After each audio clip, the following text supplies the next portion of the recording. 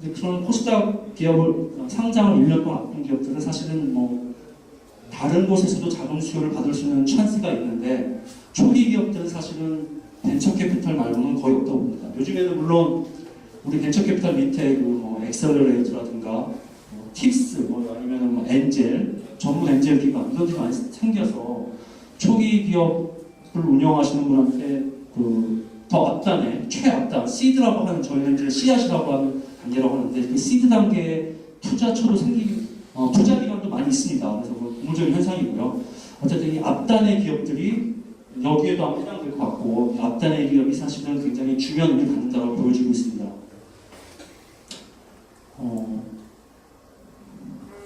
투자 금액 같은 경우도 이게 지금 이제 비율로 돼 있어서 작아 보이지만 투자 금액도 초기 같은 경우에 2011년에 3,700억에서 작년도 같은 경우는 한 6,500억 정도 투자가 집행됐다고 나와 있습니다. 그리고 투자 유형별 투자 현황 같은 경우를 보시면 여기 혹시 공대 이런 우선주라든가 보통주 저런 의미를 간단하게 설명드리면 보통주는 일반 주식이고요. 우선주는 주식이면서 동시에 상환을 받을 수 있는 권리가 있는 약간 그런 주식이 있습니다. 투자자로서 선호하는 주식이고요. 투자 기업으로서는 보통주가 제일 좋겠죠. 그리고 CB 같은 경우는 사채인데 어떤 빚인데 한마디로 빚이지만 주식으로 전환할 수 있는 권리가 있는 사채라고 보시면 되겠습니다. 그래서 보통 요즘에 창투사들은 우선주와 CB 투자를 일반적으로 하고 있습니다. 저 데이터와는 상관없이 일반적으로는 우선주와 CB 투자를 하고 있고요. 보통주라든가 나머지 것들은 약간 좀 특수한 상황에서 진행됩니다. 그래서 이제 투자자들이 이제 그동안 여러 가지 합성 효과를 통해서 보통주보다 조금 더 상환 좀 리스크가 적은 우선주라는 것을 미국에서 이제 먼저 시행이 됐고요. 한국 창투사들이 이제 따라하게 되는 구조가 되겠습니다. 그래서 우리나라는 코스닥이 어느 정도 추세냐 보면 2011년부터 15년까지 한 50개에서 한 40개에서 50개 정도가 상장된다고 보면 되겠고요. 이 중에서 이제 VC가 투자한 기업들은 한 30개 정도 됩니다. 그래서 보통 한 70% 우리가 이제 한 IPO가 한 100개 되면 한 70개 정도는 창투사가 투자한 기업들이 되겠습니다. 그래서 그런 거고요. 점차 높아지는 모습을 보여주고 있습니다. 왜냐하면 아까 말씀드린 대로 창투사의 재원이 지금 많아지고 있고요. 많아지고 있고 뒤에도 아까 설명드리지만 여러 가지 다양한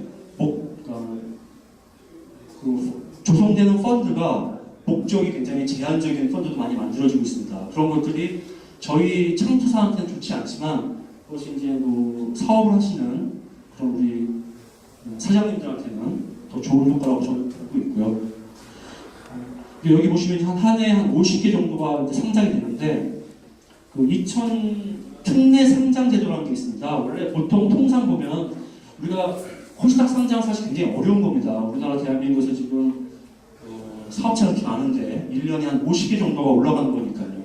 50개가 올라가면 예전에는 보통 그것이 올라가려다가 천차만별이지만 보통 한 시가총액 한 500억에서 한 800억 정도 올라간다고 보시면 되겠습니다. 이제 대주주분들이 또 케이스 바이 케이스 다르지만 한 40%, 50% 갖고 있다고 본다면 주식으로 한 300억 정도 이익은 갖고 계신 경우가 일반적인 거죠. 그래서 어쨌든 굉장한 일단 올라가면 자기가 만약에 창업자다 그리고 적절한 비중을 갖고 있다 그런데 상장이 됐다 그러면 상당한 일단 분 확보하는 겁니다. 그런 어떤 찬스가 있는 거죠. 근데 그것이 한 해에 한 50개 정도면 되게 큰 건 아닌 거라고 보여집니다. 그래서 굉장히 어려운 거고요. 상장한다는 게. 그리고 아까 말씀드린 대로 한국의 산업이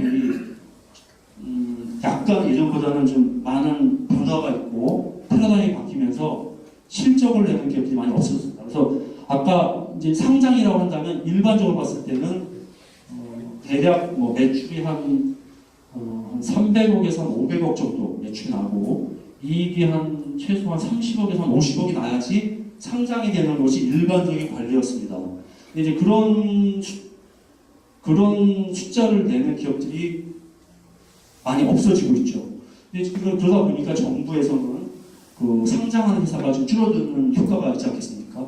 그러니까 이제 그런 것들을 뭐 편법은 아니지만 약간 우회적으로 아니면 또 실제로 꼭 이익이 나야지만 상장을 해야 되는 것이냐, 이 회사가 핵심적인 기술이 있는데 자금을 받아서 더 키울 수 있는 회사가 있지 않겠냐, 이런 컨셉으로 해서 특례 상장 제도가 도입이 됩니다. 이게 2005년도 도입이 되고요.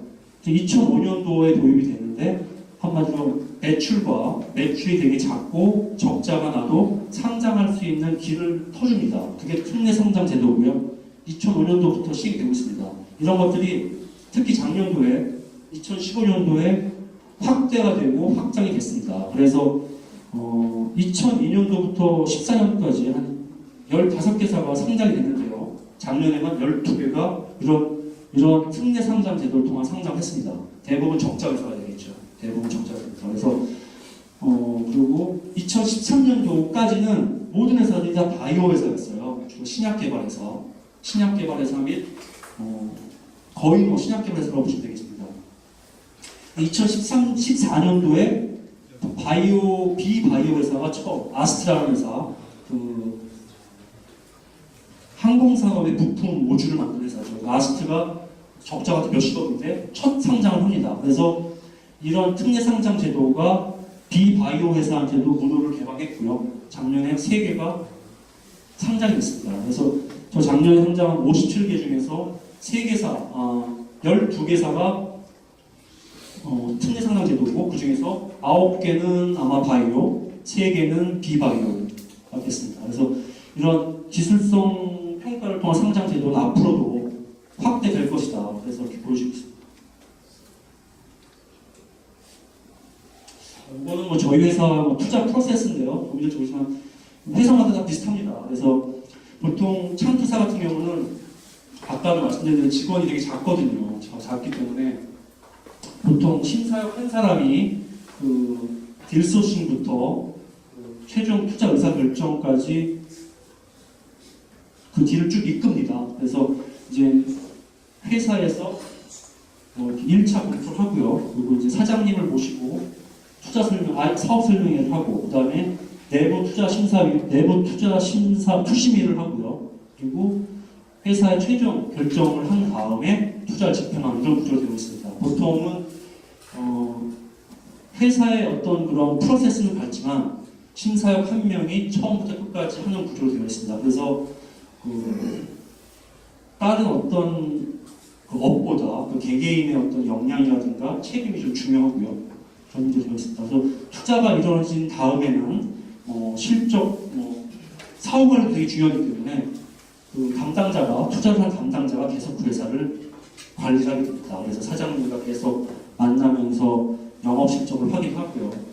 그리고 어떠한 이유로든 간에 회수를 하는 게 낫다고 판단이 되면 적절한 방법으로 회수를 하는 방법이 되어 있습니다. 그 사업 계획서 이런 거 많이 보셨을 텐데요. 사실 정답은 없고요. 솔직히 만약에 사업 계획서 작성하실 일이 있다. 사업 계획서라는 건 우리가 어떤 대출 기간에 자를 낸다거나 아니면 투자 기간에 어떤 사업 IR자를 만든다거나 이런 게 필요한 건데요. 그 사업에 대한 내용을 솔직하게 담으면 됩니다.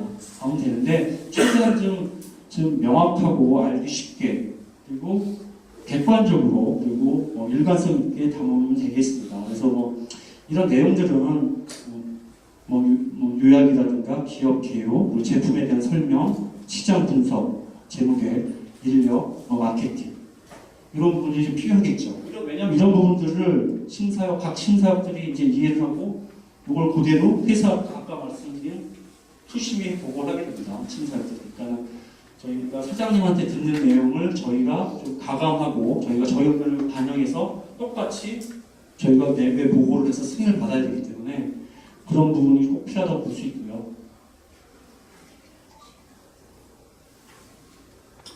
그래서 혹시 만약에 향후에 투자를 받을 어떤 상황이 된다, 우리 여기 계신 창업자나 아니면 예비 창업자분들께서 투자를 받아야 될 상황이 된다면 이런 걸 좀 고민해야 될 것 같습니다. 그래서 이게 회사가 좀 펀딩을 받을 만한 단계인가? 그러니까 이 말은 뭐냐면 만약에 펀딩이 만약에 이것이 뭐 은행이 됐든 아니면은 대출 같은 건 좀 흔할 수가 있습니다. 그런 분들은 아까 말씀드린 대로 현재의 상황을 보여주기 때문에 크게 이렇게 그러니까 이렇게 좀 크게 좀 준비할 것이 적을 수도 있는데, 투자라고 하는 건 아까 말씀드린 대로 미래를 보여주는 겁니다. 현재가 아니라 미래이기 때문에. 근데 이게 이제 그 작업이 좀 지난한 세월이 걸릴 수가 있어요. 이게 투자자, 이제 창투사 직원이나 투자자들은 뭐 이런 자료 저런 자료 많이 요청하거든요. 그래서 그 펀딩을 받을 만한 단계라는 거는 우리가 이 작업을 시작했을 때 펀딩을 받을 수 있다라는 확신이 있을 때 펀딩 작업을 하는 게 맞습니다. 펀딩 작업을 했는데 펀딩을 못 받는다. 그러면 이거 굉장히 힘이 빠지고 그 로스가 심하거든요. 그래서 적절한 그 시점에 펀딩을 받아야 되겠다고 준비가 됐다고 생각할 때 딱 하시고 적시에 한두 달 바짝 하고 받고 딱 정리하는 것이 가장 맞습니다. 이거를 뭐 6개월 끌고 이러면은 굉장히 그 사업에도 지장이 많고요. 그래서 이런 부분을 판단하시는 게 중요한 거고요. 두 번째는 아까 말씀드린 대로 어떤 우리가 누구한테 받을 것이냐, 대출을 뺀다면 지금 우리나라에는 이제 벤처 캐피탈, 엑셀러레이터, 팁스 같은 어떤 프로그램도 있고요, 엔젤도 있고 전문 엔젤도 있습니다. 그래서 이런 데한테 어떻게 받을 것이냐. 보통 보면 벤처 캐피탈은 회사마다 다르지만 5억 이하는 잘 투자를 안 하는 경향이 많고요. 5억에서 10억 이상 투자가 됩니다. 그리고 엑셀러레이터 같은 경우는 10억 이하, 5억에서 뭐 5억 내외, 뭐 2, 3억 투자하는 데도 있고요. 또 요즘에 마이크로 VC도 생겨서 거기는 5억 이하만 투자하게 되어 있습니다. 그래서 엔젤 같은 경우도 있고요. 엔젤 같은 경우도 전문 엔젤한테 그 전문 엔젤 등록이 된 분한테 받으면 전문 엔젤한테 1억 받으면 아마 추가로 2억인가를 매칭해서 받는 제도가 있죠. 그래서 좋은 제도라고 생각합니다. 그래서 이게 일종의 뭐 모로레저들 이걸 할 수도 있긴 한데 어쨌든 전문 엔젤한테 받는 것도 좋은 방법이다. 그래서 우리가 현재 그 아직 창투사한테 받을 만한 정도의 그런 어떤 준비가 안 돼 있으시면 먼저 저는 전문 엔젤이라든가 이런 것들이 아마 벤처캐피탈 협회라든가 여러 가지 공고에 나와 있을 겁니다. 그래서 그런 부분 통해서 우리 회사가 어느 기구한테 받을 것인가를 판단하시는 게 중요한 것 같고요. 만약에 저희가 창투사한테 받는다 그러면은 우리가 하는 사업이 뭐냐에 따라서 그 창투사가 운영하는 펀드가 되게 다양하게 있습니다. 아까 말씀드린 대로 청년 창업 펀드가 있고요. 또 초기 기업 전문 투자 조합도 있고, 농식품 투자 조합도 있고, 디지털 콘텐츠 투자 조합도 있고, 또 각 지방마다 광주 펀드도 있고, 부산 다 있습니다. 그래서 우리 회사가 어떤 데 속해 있는지에 따라서 적절한 그 펀드를 운영하는 창투사한테 펀딩을 하면 펀딩의 그 가능성이 더 높아진다고 볼 수 있겠습니다. 참고로 아까 말씀드린 대로 이런 조합 같은 경우는 그 운영 기간이 보통은 요즘에 한 7년 정도 됩니다. 7년에서 8년. 그러니까 어떤 창투사가 조합을 만들면 한 8년 정도 운영을 해야 되는 거고요. 8년을 운영하지만 4년 내 투자를 완료를 해야 돼요. 그래서 4년 내 투자를 완료해야 되는데 지금 요즘에 작년부터 청년 창업 펀드 같은 경우가 많이 만들어져서 저거를 투자를 못하는 창투사들이 많이 있습니다. 그래서 창투사들은 그 정해진 시간에 투자를 해야 되기 때문에 어쩔 때는 그런 문턱이 굉장히 낮을 수가 있어요. 몰릴 수가 있거든요. 3년 지났는데 투자를 소진한 비율이 낮다. 그러면은 그 마지막 1년에는 그냥 주목적. 왜냐하면 이 주목적에 60%를 투자해야 됩니다. 창투사들은. 그래서 거기서 그냥 마지막 해가 되면 그 주목적에 해당하면 그냥 막 쏘는 그런 경우도 많이 생깁니다. 그래서 지금은 아까 말씀드린 대로 지금 그 펀드의 목적이 되게 다양하기 때문에 우리 회사가 뭘 하냐. 만약 우리 회사가 지금 유기농 제품의 그 온라인 딜리버리 서비스 하는 회사다. 그러면 그런 거는 농식품 펀드를 운영하는 데 가서 하면 되는 거고요. 거기서도 만약에 무슨 농식품에서도 수산화 펀드에 가면 또 더 확률이 높아질 수 있고 여러 가지가 있습니다. 그래서 그런 그 약간 그 공익적 목적 내지는 지금 공익적 어떤 범주에 들어가는 게 있다. 우리가 하는 사업 영역이 그러면 펀드를 투자를 받기 이제 좀 더 쉬운 거고요. 만약에 그런 관계 없이 오로지 수익을 낼 수 있는 자신이 있으면 막 아무데나 가도 되는 거고요. 아무데나 가도 되는 거고요. 그렇습니다. 그럼 마지막으로 이제 그 심사가 중요하다는 건 아까 말씀드렸듯이 그 개개인의 뭐 재량이 투자의 의사결정을 하지 않지만 일단 심사역이 그 회사에 대해서 긍정적으로 봐야지만 투자의 첫 단추가 이루어진다. 그래서 그런 분들이랑 좀 신뢰도를 쌓는 이런 게 되게 중요하다고 보여집니다. 그래서 두서없이 말씀드렸는데 도움이 됐을지 모르겠습니다. 그래서 한마디로 지금 이제 하시는 사업이 어느 정도 수준이 제가 사실 이해가 안 가서 그러는데 그래서 지금이나 향후에 만약에 창투사 내에서 투자를 받으실 때는 이런 최소한의 정보를 갖고 가면 도움이 될 것 같고요. 나중에 뭐 궁금한 사항이 있으면 저한테 혹시 문의를 해주시면 제가 최선을 다해서 답변드리도록 하겠습니다. 감사합니다. 마지막으로 혹시 오늘은 투자가 아니면 창투사 아니면 이런 거 관련해서 어떤 궁금한 사항이 있으시면 질문해 주시면 답변드리도록 하겠습니다. 네, 질문이 있으신 분은 손 들어주시면은 질문하실 수 있도록 도와드리겠습니다. 질문 없으신가요? 네, 질문. 네. 한국 기업 중에서 최근에 해외에 많이 나가는 스타트업들이 있는데 그러한 경우에도 투자를 하시는지? 예, 합니다. 그것도 좋은 질문인데요. 그런 전문도 펀드도 있습니다. 그래서 이제 해외 진출 플랫폼 펀드인가? 그 펀드는 말씀하신 대로 우리나라 기업인데 해외에 뭔가 영업을 한다거나 제품을 보낸다거나 아니면 지사를 받는다거나 그런 기업에만 60%를 투자를 해야 되는 펀드가 있습니다. 그러니까 만약에 그런 일을 하신다면 그런 펀드를 운영하는 창투사를 가면 훨씬 더 긍정적으로 문턱이 좀 낮다고 좋겠습니다. 도움이 되셨나요? 네. 또 질문 있으셨죠? 아까 이제 네, 하시고 계실게요. 네, 질문하시면 돼요. 아까 이 심사역 하시는 부분과 신뢰를 쌓는 게 중요하다고 하셨는데 그런 방법이 있을까요? 사실 이게 큰 의미가 있는 건 아닌 거고요. 그러니까 탑다운, 예전 것처럼 예전에 아마 10년 전 같은 경우는 이쪽에 좀 뭐라고 해야 되나요? 이렇게 압력 같은 걸 가해서 투자가 이루어지는 경우가 많이 있었을 겁니다. 그리고 지금도 전혀 없다고 할 수 없겠지만 대부분 이렇게 바텀으로 올라가는 구조가 정립되어 있어요. 그러니까 이 말씀은 그냥 만나는 심사역한테 일단 이 사람을 설득을 해야 되는 거죠. 이 사람이 우리 회사에 대해서 좋게 생각해야지 이 사람이 회사 내에 올리는 거거든요.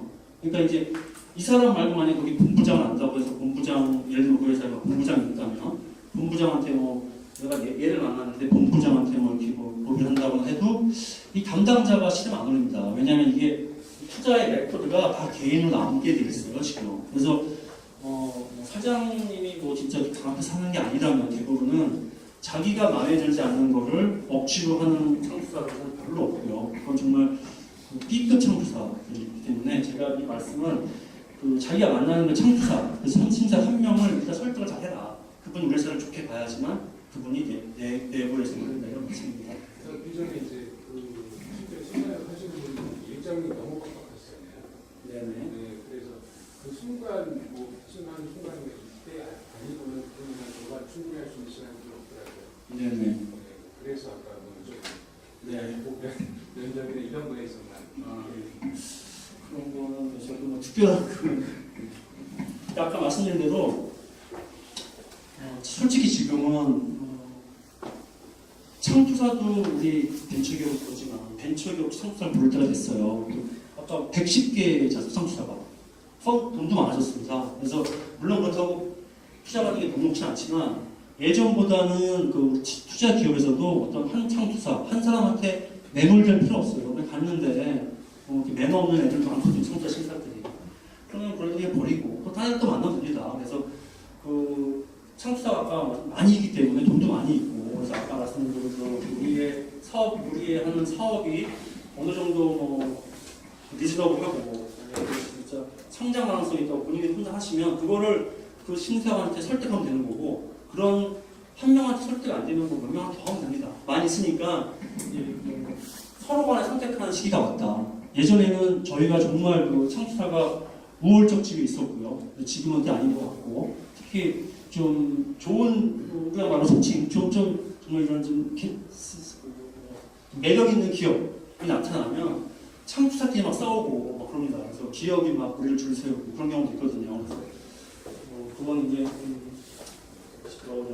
수요 공급에 의해서 시장 경제하고도 좀 만들어지게 있습니다. 도움이 되셨나요? 네. 네. 또 이제 질문. 네. 저 마지막에 아까 말씀해 주셨는데요. 그 저희 같은 경우 뭐 회사에 속해 있는 사람들은 어떤 직장에서 어떤 타겟을 가지고 어떤 스타일로 투자하는지 모르잖아요. 예를 들면 아까 알려주셨던 뭐 농식품이라든가 네. ICT라든가 IT라든가 제조도 있습니다. 그렇게 되면은 그냥 부딪히는 수밖에 없는데 혹시 그거에 대한 자료를 얻을 수 있는 곳이라든가 아니면 아까 115개의 창투사가 있다고 했는데 뭐 창투사 리스트를 갈 수 있는 자료를 갈 수 있는 곳이라든가 그런 게 있으면은 굳이 넘지 않아도 되는 너무 필요한 없잖아요. 네, 그렇죠. 맞습니다. 예. 그런 거는 일단 그 벤처 캐피탈 협회라고 있습니다. 한국 벤처 네. 캐피탈 협회. 그쪽에 문의해 보셔서 만약에 이제 전화 주신 저기 사장님이 만약에 무슨 뭐 소프트웨어 개발을 회사다. 그러면 그건 이제 아까 보면 디지털 컨텐츠 이런 분야에 되거든요. 디지털 컨텐츠라든가 아니면 요즘에 뭐그 ICT 관련된 이런 펀드가 있어요. 그런 펀드를 운영하는 창사가 어디냐라고 물어보면 아마 대답해 줄 겁니다. 그러니까 우리가 그러니까 자기가 본인이 어떤 사장님께서 하시는 어떤 사업 영역이 있지 않습니까? 특히 우리 회사가 만약에 저기 마산에 있다. 그럼 이제 경상남도 이런 전략 펀드 같은 게 있어요. 그러니까 그러려면 이런 데서 받는 것보다 그 경상남도에만 투자를 해야 되는 펀드가 있습니다. 그런 데서 펀드를 받는 되는 거고. 그래서 특히 이제 요즘에 보면은 그 창조경제혁신센터라고 이제 지금 뭐 이렇게 말이 많지만 어쨌든 그런 펀드가 있거든요. 그래서 그 어떤 회사 같은 경우는 꼭 여기 없을 거면 여기 있을 필요가 없다면 그런 데 가서 입주를 하거나 하면 그런 데를 반드시 투자해야 되는 펀드가 있어요.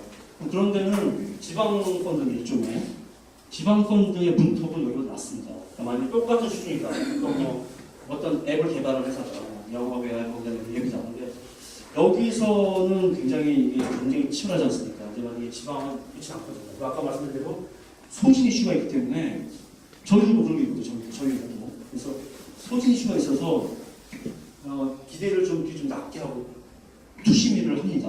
그래서 그것이 가능하다면 지방 소재의 창조경제혁신센터 같은 데 입주하는 것도 방법일 수 있고요. 물론 그건 이제 좀 우리 회사가 만약에 정말 경쟁력이 있고 진짜 뭐라고 하잖아요. 여기 서울에서 한번 붙을 수 있을 정도면 여기 있으면 되는 거고요. 근데 그런 걸 활용하는 건 나쁜 거 아니지 않습니까? 그래서 그런 어떤 지방의 혁신센터 같은 거 활용도 하고 또 우리가 하는 사업 영역을 정확하게 이해를 해서 그거를 주목적으로 하는 펀드 운영하는 창투사가 어딘지를 집요하게 협회 요쪽 모셔가지고 그만 리스트 한 10개 줄 겁니다. 10개 정도. 10개, 15개 주는 그 중에서 한 3, 4개 먼저 콘택트를 하는 거죠. 그때도 콘택트를 한 군데만 할 필요 없어요. 한 3군데를 동시에 하는 겁니다. 3군데를 딱 해서. 그 중에서 아까도 말씀드린 우리가 맞는 사람이 있을 수 있고 그럼 우리도 고를 수 있는 거죠. 창투사가 우리만 고르는 게 아니라 우리도 고를 수 있는 거죠. 그래서 그렇게 하는 것이 좀 더 효율적으로 운영할 수 있겠다고 생각합니다. 네, 도움 되셨죠? 네, 감사합니다. 자, 그럼 이제 네. 그 현대기술 투자 네. 현재 그 프로필 예. 본 계정 얼마고 전체 펀드 사이즈 또 심사역 대충 얼마 정도 하는 거 좀 설명해 주시고 하나 또 하나 지금 우리 최 전무님이 운영하고 계신 펀드의 특징이 뭐냐 어디 테마를 가지고 투자하고 계신지 얼마나 사이즈 얼마고 주로 중점적으로 어떤 측면을 보고 결정하시는지 좀 말해주세요. 알겠습니다. 저희 회사도 지금 여기도 안 나왔지만 저희 회사 펀드가 이렇게 창투사가 이제 두 가지 종류가 있습니다.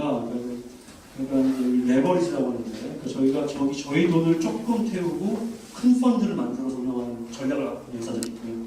저희 회사는 펀드를 크게 하지 않고 저희가 적정한 규모와 저희가 출자 비중을 높여서 합니다. 다시 말씀드리면 그래도 저희가 한 50억을 저희가 예를 들면 100억을 투자해서 300억짜리 운영할 수가 있고요. 저희가 50억을 투자해서 500억짜리 운영할 수 있고 이런 전략이 좀 있는데요. 저희는 이제 전자가 되겠습니다. 그래서 현재 저희 회사는 지금 한 6개 정도 펀드를 운영하고 있고요. 한 1,200억 정도 아마 될 겁니다. 그리고 근데 그중에서 한 2억에는 좀 투자 기간이 끝나고요. 아까 말씀드린 대로 한 8년이다 그러면 4년이면 투자 기간이 끝나거든요. 그래서 한 2개는 끝났고 저희가 운영하는 펀드는 아까 얘기했지만 청년 창업 펀드 하나 운영하고 있고 200억짜리. 그러니까 그거는 청년 창업 펀드는 참고로 여기 청년이 아니신 분들은 진짜 이거 뭐라고 하잖아요. 뭐 역차별인데 청년 창업 펀드는 이제 그 대표가 CEO가 39세 이하이면서 창업한 지 3년 이내 기업에 대한 투자를 60% 해야 되는 겁니다. 근데 우선 이제 그 창업한 지 3년 이내는 창업한 지 7년만 되면 매출이 10억. 매출이 10억이면 한마디로 초기를 볼 수 있다 이런 의미거든요. 그래서 어쨌든 그런 펀드 운영하고 있고요. 그리고 저희 사장님이 농식품에 관심이 많아서 농식품 쪽 펀드 운영하고 있고요. 그리고 IT 펀드 운영 하나 하고 있습니다. IT 쪽 펀드. 그리고 자동차 관련된 펀드 하나 운영하고 있고 그래서 그렇게 운영하고 있고 그 신성장 펀드라고 해서 그 펀드 하나 운영하고 있고 그래서 그것이 약간씩은 주목적이 다릅니다. 그래서 이제 그런 목적 아까도 말씀드린 대로 그 목적에 해당하는 부분에 60% 투자하는 분이 더 있고요. 저희 회사는 한 직원 한 10명 정도 있고 투자 심사하는 심사역은 6명 있습니다. 6명 있고요.